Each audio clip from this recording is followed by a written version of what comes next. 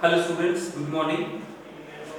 High Secondary Part 2, IP subject lecture number 22 है आज हमारा।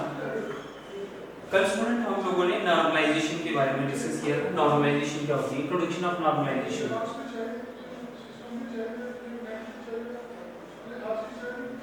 नॉर्मलाइजेशन एक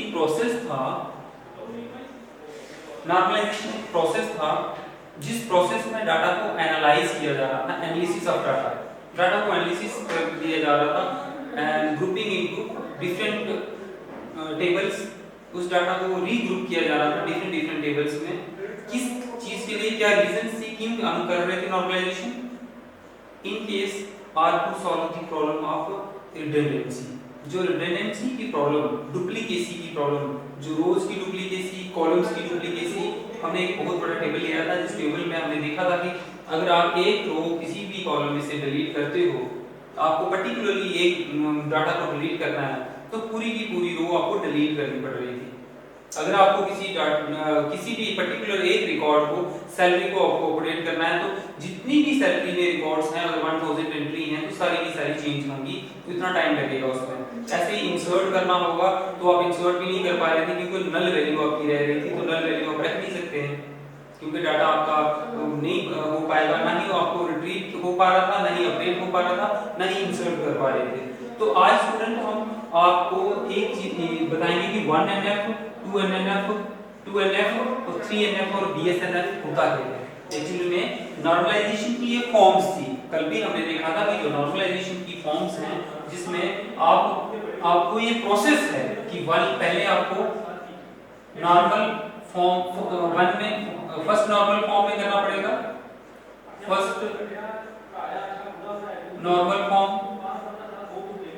फर्स्ट नॉर्मल फॉर्म को ही 1NF के नाम से जानते हैं। ऐसे ही सेकंड नॉर्मल फॉर्म,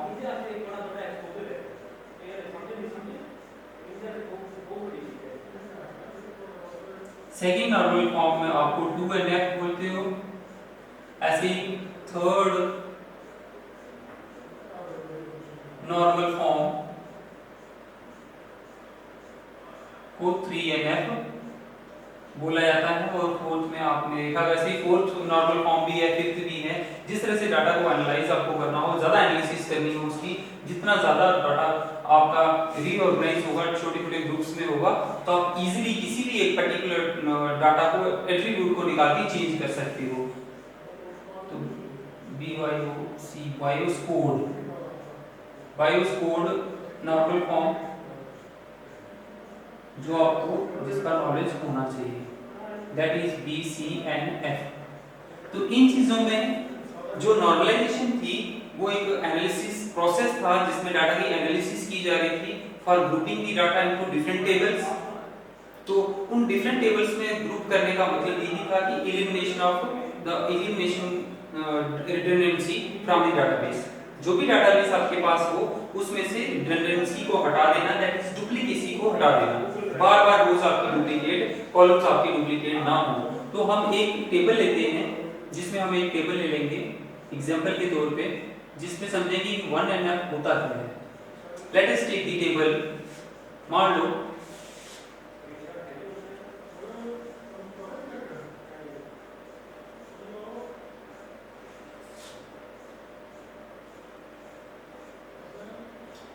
इसमें हम फैकल्टी कोड ले लेते हैं। Faculty code that is F0, FC लिख सकते हो उसको फैकल्टी कोड के नाम से ले लेंगे, फैकल्टी कोड।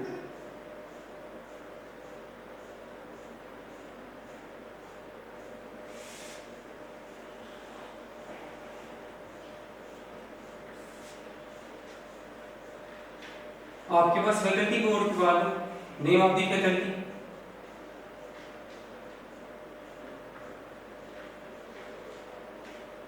फैकल्टी का नाम ले लेंगे, कौन पर्सन है जो पढ़ा रहा है। इसके बाद आप क्या कर रहे हैं, आप सब्जेक्ट ले लेते हैं। सब्जेक्ट में आप क्या कर रहे हो, एक टॉपिक ले रहे हो और एक डिपार्टमेंट ले रहे हो। कि किस डिपार्टमेंट को पढ़ाया जा रहा है, दैट इज टॉपिक और डिपार्टमेंट। स्टूडेंट ध्यान से देखना, इस टेबल में हम क्या कर रहे हैं, फैकल्टी कोड ले रहे हैं, FC ले लो इसको। हमने क्या किया कि फैकल्टी कोड मैंने ले लिया F01 के नाम से, F01 F01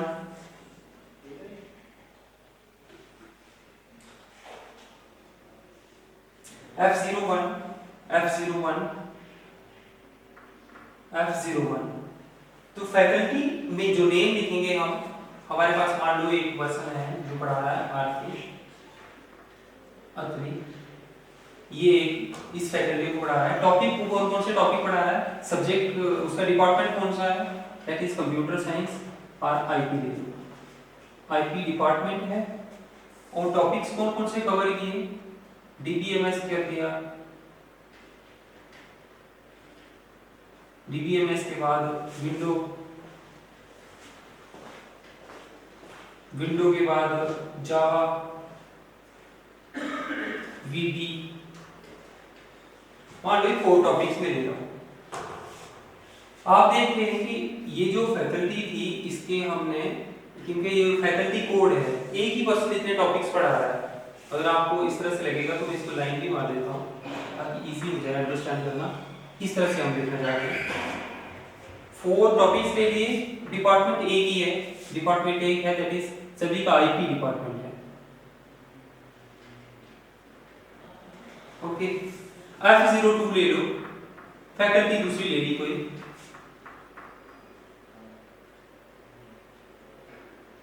R K Mathur. Topics दूसरे ले लिए, मान लो इक्वेशन, अलजेब्रा,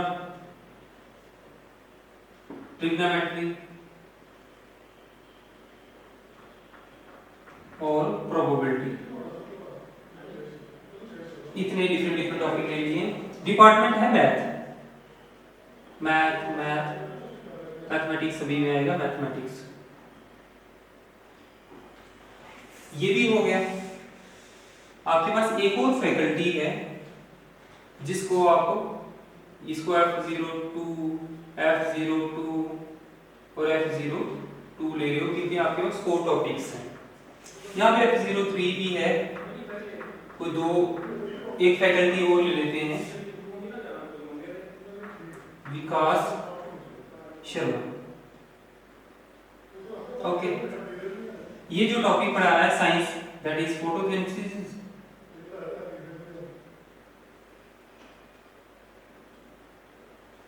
और रिफ्लेक्शन। अब जो हमारा टॉपिक था, ये जो डिपार्टमेंट है that is science topic. Students, आपने देखा कि आपके पास एक टेबल है जिसमें आपने इस तरह से लिया है, डाटा रिडंडेंसी की प्रॉब्लम को हम हल करने जा रहे हैं कि आपकी जो इसकी प्रॉब्लम है उसको हल कैसे करना है। तो उसको हल करने के लिए आपने यहाँ पे देख लिया फैकल्टी भी है, फैकल्टी कोड भी है, फैकल्टी भी है, सब्जेक्ट भी है।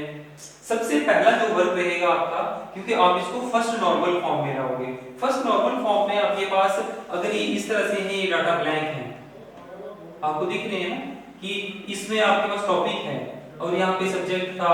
आपको सबसे पहले इसको टेबल को चेंज करना होगा, और टेबल को चेंज करके किस तरह से बनाना होगा, इस पूरे टेबल को मैं थोड़ा सा शॉर्ट फॉर्म में आपको बता देता हूँ। अगर आप इसको फर्स्ट नॉर्मल फॉर्म में करोगे, that means first normal form में क्या आप प्रोसेस कर रहे हो, डाटा को एनालाइज कर रहे हो, ब्रेक डाउन कर रहे हो डिफरेंट टेबल्स में, ताकि छोटी-छोटी एंट्रीज को समझ सको। अगर इसमें आपको कोई एडिशन करनी हो, इंसर्शन करनी हो, डिलीशन करनी हो तो काफी प्रॉब्लम आएगी। आपके पास यहाँ पे F01 है, ये फैकल्टी है, ये पर्सन इसको पढ़ा रहा है, इस सब्जेक्ट को अगर मैं VP को काट देता हूँ तो VP को डिलीट करने से क्या होगा, आपका ये डिपार्टमेंट भी डिलीट हो जाएगा, ये फैकल्टी यहाँ से डिलीट हो जाएगी, तो आपका ये कंटेंट यहाँ से दिखेगा नहीं। तो जब फर्स्ट नॉर्मल फॉर्म में आप इसको लाओगे, उसमें आपने क्या करना है, आपके पास FC आएगा,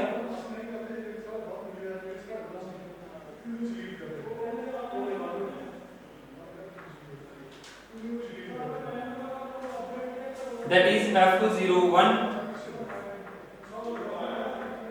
एक हो गया, आपके पास फैकल्टी नेम था,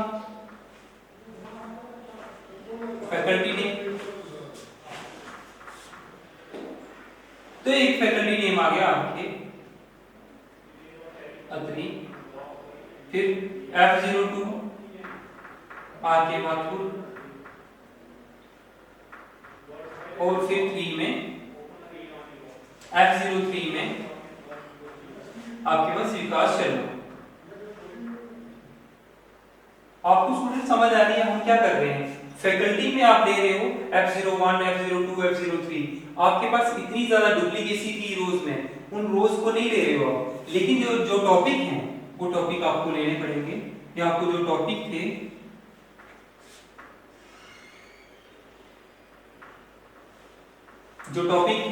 और आपका जो डिपार्टमेंट था उसको लेना पड़ेगा। अब इस केस में आप क्या करोगे, एक टेबल में एक चीज ले सकते हो, आपने ले लिया DBMS मान लो, और सब्जेक्ट डिपार्टमेंट ले लिया IP। इसी तरह से दूसरा डिपार्टमेंट मैथ और तीसरा डिपार्टमेंट आपका साइंस है, जिसमें मैथ में कोई एक सब्जेक्ट ले लेते हैं जैसे इक्वेशन है, और इसमें फोटोसिंथेसिस। डाटा को ब्रेक डाउन किया जा रहा है। अभी हमने फर्स्ट नॉर्मल फॉर्म की, फर्स्ट नॉर्मल फॉर्म में थोड़ी सी चीजें आपको क्लियर होके दिख रही हैं कि ये जो फैकल्टी मेंबर है ये टॉपिक पढ़ा रहा है, ये डिपार्टमेंट था। इसके कंपैरिजन में यहाँ पे कितनी डुप्लीकेसी हो रही थी रोज में, या आपकी रोज बार बार वही IP आ रही थी, लेकिन यहाँ पे एक एक सिंगल हुआ। लेकिन फर्स्ट नॉर्मल फॉर्म से भी प्रॉब्लम हल नहीं होती है। इससे प्रॉब्लम हल हो तो आपको मान लो मैथ को डिलीट करना है, किसी टॉपिक को पर्टिकुलरली डिलीट करना है, तो आपको बहुत ज्यादा प्रॉब्लम आएगी। आपको प्रॉब्लम क्या आएगी कि एक सब्जेक्ट को डिलीट करने से आपको फैकल्टी भी डिलीट करनी पड़ेगी। अगर आप फैकल्टी को डिलीट कर रहे हो तो आपका सब्जेक्ट है वो भी डिलीट हो जाएगा, पूरी की पूरी रो में चेंज आएगी।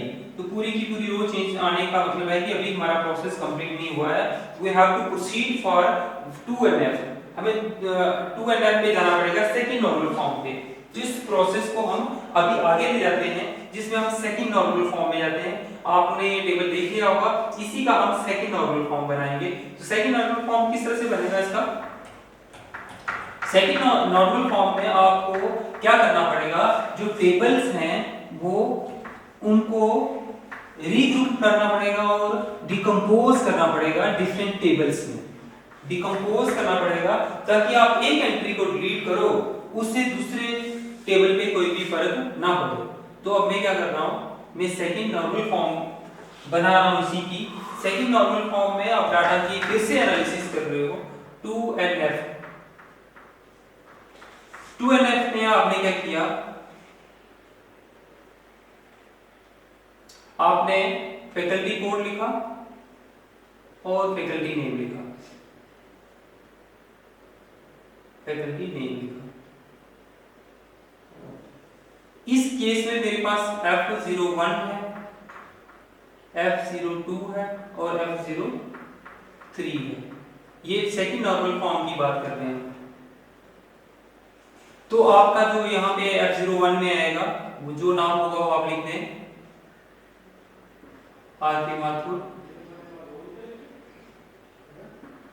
और विकास शर्मा। आप फिर से जाएं, एक और टेबल बनाएं, जिस टेबल में आपके पास एक कीज हो, दैट इज रिलेशनल, जिसको फॉरेन कीज भी कहा जाता है। F01 FC वही फैकल्टी कोड हो और फैकल्टी कोड के साथ आपके जो टॉपिक्स हैं वो लिखे हैं। जो फैकल्टी कोड हो, इसमें जो भी आपके टॉपिक्स होंगे, तो फैकल्टी कोड में आपके पास कितने थे? 4 थे। F1 2 3 4 इसी तरह से।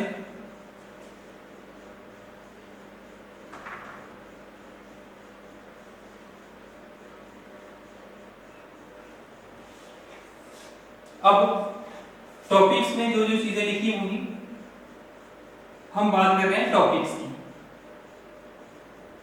तो टॉपिक्स में आपने जो जो टॉपिक लिखे थे, मान लो डीबीएमएस लिखा था, सेकंड नंबर पे जावा लिखा था, आर्बिडो लिखा था, जो जावा एनवीबी।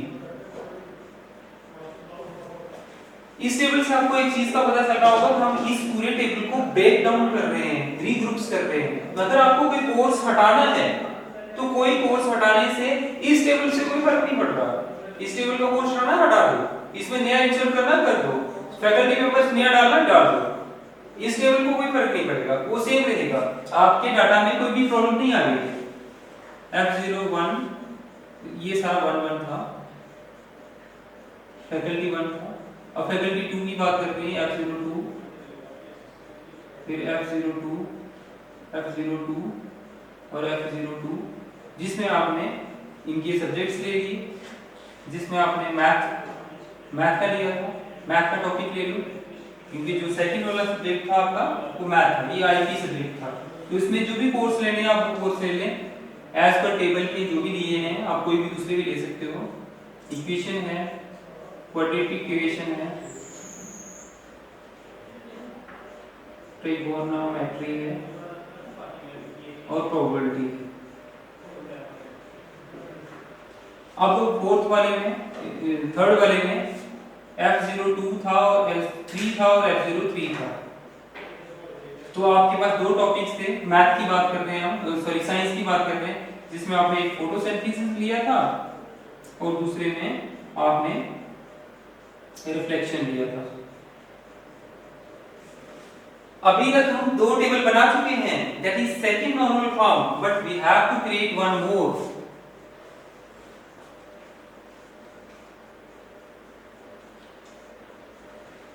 आपको एक और टेबल क्रिएट करना पड़ेगा, जिसमें आपको वही रिलेशन लेना पड़ेगा फिर से, और डिपार्टमेंट मेंशन करना पड़ेगा। आपके पास जो डिपार्टमेंट्स हैं,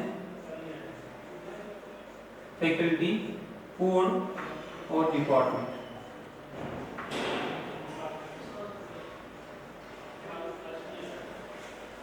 अब डिपार्टमेंट की बारी आ रही है तो आपके पास यही कंटेंट है, लेकिन F01, F02, F1 4 टाइम्स था 1, और आपका जो डिपार्टमेंट था दैट इज आईपी और आईपी और आईपी, इस तरह से था। दैट मींस इतनी बार आपका जो डिपार्टमेंट है फिर से रिपीट हो रहा है, बट आपके पास कीज जो है डिफरेंट है। आप इसमें से किसी एक चीज को चेंज करना चाहते हो तो आप कर सकते हो। यहाँ पे आप सीधा डायरेक्टली एक टेबल बना सकते हो, जिसमें F01 आपके पास है आईपी और F02 है मैथ और F03 है साइंस।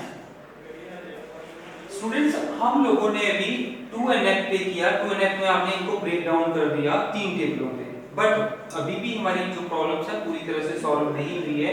मान लो ये जो पर्सन है, इनके आगे कोर्सेज आ जाते हैं, या इनके जो सेक्शंस हैं वो कितनी कितनी जो क्लासेस हैं वो ले रहे हैं।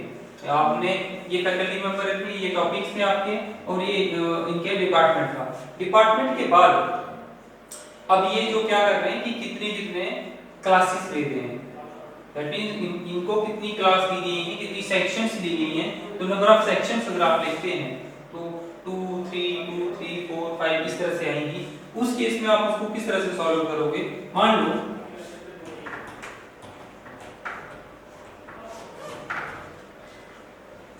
थर्ड एनएफ आप करेंगे, 3NF पे आप जाओगे। 3NF पे जाने के लिए, क्योंकि अब डाटा को कंटिन्यूअसली ब्रेक डाउन किया जा रहा है, कंटिन्यूअसली ब्रेक डाउन करना पड़ रहा है, किसके लिए? डाटा की एनालिसिस के लिए, ताकि वो प्रॉपर्ली अंडरस्टैंडेबल हो, कोई भी रिपीटेड रो उसमें ना रहे, उसकी रिडंडेंसी को पूरी तरह से हटा दिया जाए, ताकि किसी भी रिकॉर्ड को चेंज करना हो, डिलीट करना हो, अपडेट करना हो, हम लोगों के लिए इजी हो जाए। अब हमारे पास ये प्रॉब्लम आ रही है आपके पास डिपार्टमेंट तो आ गए, ये फैकल्टी है, ये आपके पास डिपार्टमेंट है। अब आपको फैकल्टी कोड, ये डिपार्टमेंट था,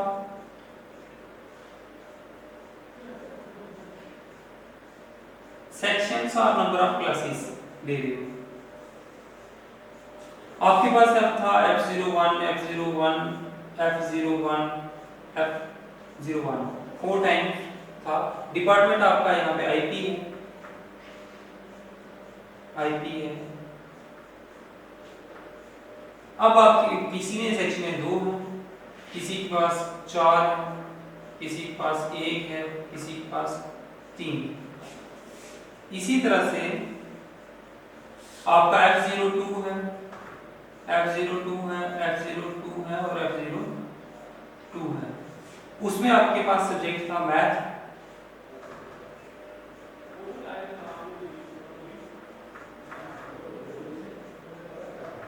अब इसी तरह से इसकी जो सेक्शंस होंगी दैट इज अगेन डिफरेंट 2 3 1 5।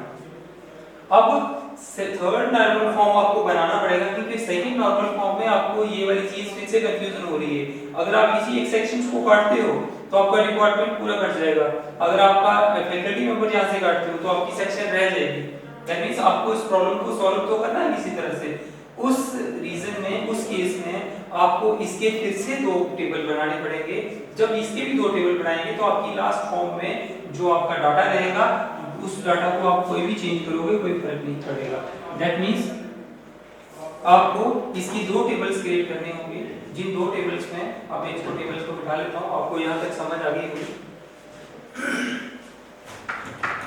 इसके 2 टेबल किस तरह से बनाने पड़ेंगे। पहला तो आप बनाएंगे एफसी और डिपार्टमेंट का, और फिर एफसी और सेक्शन का।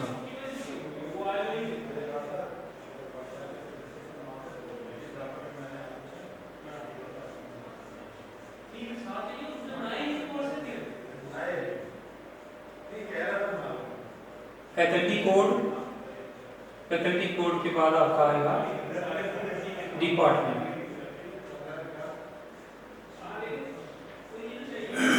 जिसमें F01, F02, F01, F01, F01, फिर F02, F02, F02 इसी तरह से रहेगा। अगर आप कंटिन्यू करना चाहें वहां तक ले लें जो टेबल में आपने लिया हुआ है। F02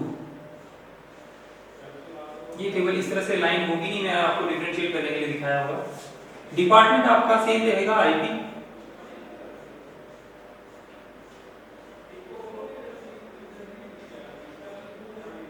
और यहां पे मैथ,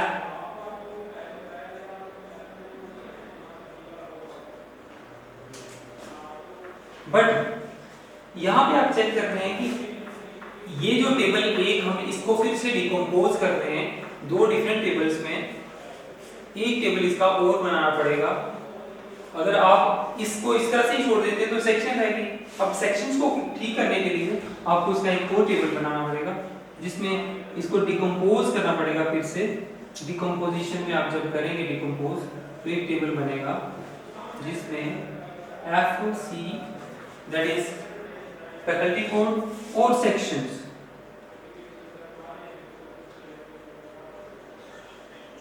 आपने सिंपली वही लिखना है F01, F01, F01, F01, F02, F02, F02 और F02। जो भी सेक्शंस आपकी हैं दैट इज 2 4 1 3, 2 4 1 और 3 और 2 3 2 3 1 और 5। सो स्टूडेंट्स, आपने देखा कि हमने किस तरह से टेबल्स को ब्रेक डाउन किया डाटा को प्रॉपर्ली एनालाइज करने के लिए, एनालिसिस करने के लिए, ताकि वो इतना ज्यादा क्लियर हो जाए डाटा, किसी भी एक टेबल में एक से ज्यादा एट्रीब्यूट ना हो। जब एक से ज्यादा एट्रीब्यूट होगा आपका तो उसको एक्सप्लेन करने में, उसको डाटा को समझने में बहुत ज़्यादा दिक्कत आएगी और आपका किसी भी एट्रीब्यूट को एक को डिलीट करना हो, किसी भी रो या टपल को डिलीट करना हो तो आपका सारे का सारा डाटा डिलीट ना हो। अब इसमें से अगर आपको एक सब्जेक्ट को हटाना है तो आप इजीली हटा सकते हो, दूसरे टेबल पे कोई फर्क नहीं पड़ रहा। यहाँ से किसी एक कोर्स को हटाना हो, वीबी को, तो आप हटा दो, इससे कोई फर्क नहीं पड़ रहा टेबल, कोई पूरी रो हट जाएगी तो हटने दो। दैट इज डाटाबेस पे कोई फर्क नहीं पड़ रहा आपका। इसमें से किसी एक को हटा दोगे तो इसको हटाने से कोई फर्क नहीं पड़ रहा। यहाँ से आप अगर जो भी इंडिविजुअल टेबल है, यहाँ से रिफ्लेक्शन वाले टॉपिक को हटाना है तो आप हटा सकते हो, फैकल्टी मेंबर भी इससे हट जाएगा। तो इससे क्या होगा कि एक टेबल का दूसरे टेबल के साथ कोई भी लिंक नहीं होगा। जो भी डाटा है आपका, एक टेबल में डाटा हटाने से दूसरे टेबल को इफेक्ट नहीं होगा और डाटा आपका चेंज भी किया जा सकता है, इंसर्ट भी किया जा सकता है और डिलीट भी करवाया जा सकता है। तो स्टूडेंट्स, नॉर्मलाइजेशन मोस्टली डाटाबेसेस में इस्तेमाल होती है कि डाटाबेसेस में आपको ज़्यादा एलिमिनेट करना पड़ती है रिडंडेंसी। बहुत सारा डाटा रहता है हमारे पास, उसमें डिफरेंट की क्वेरीज लगा के, तो तभी हमें प्रॉब्लम आ रही है होती है कि आप किसी भी क्वेरीज में से कोई इंफॉर्मेशन लेना चाहते हो, वो इंफॉर्मेशन डबल आपके पास शो होती है। तो इसी कारण होती है क्योंकि आपके डाटाबेस को बैक एंड में जाके चेंज करना पड़ता है, वहां पे बहुत सारी ऐसी प्रॉब्लम फेस करनी पड़ती हैं। इसी को नॉर्मलाइजेशन ऑफ डाटा कहते हैं। कल फिर दूसरा टॉपिक लेके आपके बीच में हम आएंगे, तो तब तक आप इस टॉपिक को अच्छे से पढ़ लें, समझ लें। Thank you.